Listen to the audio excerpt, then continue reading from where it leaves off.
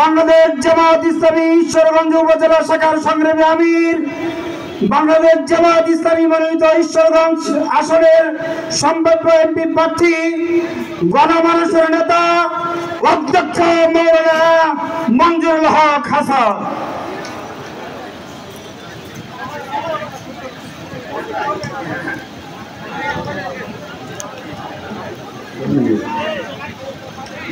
বিসমিল্লাহির রহমানির রহিম। নাহমাদুহু ওয়া নুসাল্লি আলা রাসূলিল কারীম।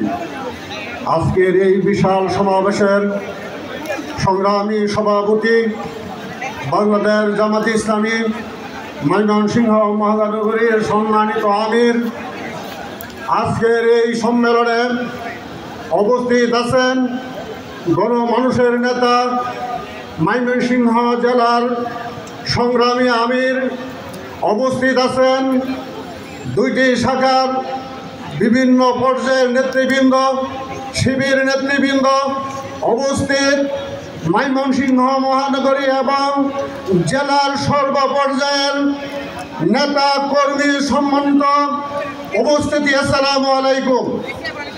আজকে আমরা এই সম্মেলনে দুটি কথা বলার সুযোগ পেয়ে আল্লাহ রাব্বুল আলামিনের শুকরিয়া জ্ঞাপন করছি। আমি সাথে সাথে ঈশ্বরগঞ্জের পক্ষ থেকে এই বিশাল জনসমুদ্রের প্রতি উদাত্ত আহ্বান এবং অভিনন্দন জানাচ্ছি। আমি আপনাদের সামনে একটি কথা আরজ করে আমার বক্তব্য শেষ করতে চাই।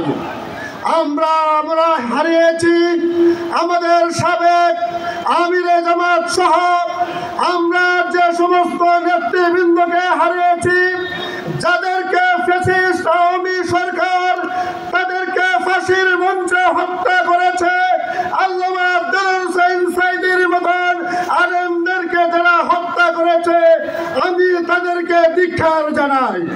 এবং যাদেরকে হত্যা করা হয়েছে তাদের রক্তের বদলা এই বাংলাদেশে ইসলাম প্রতিষ্ঠার মাধ্যমে এর বিনিময়ে এবং বদলা নিতে চাই।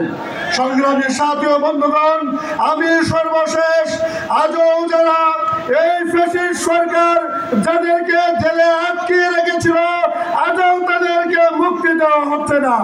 আমি সর্বশেষ এটিএম আজিজুল ইসলাম ভাইয়ের মুক্তি কামনা করে এই ময়মনসিংহবাসীর এই বিশাল সম্মেলনে সকলকে অভিনন্দন জানিয়ে, সকলকে স্বাগত জানিয়ে আমার বক্তব্য এখানে শেষ করছি।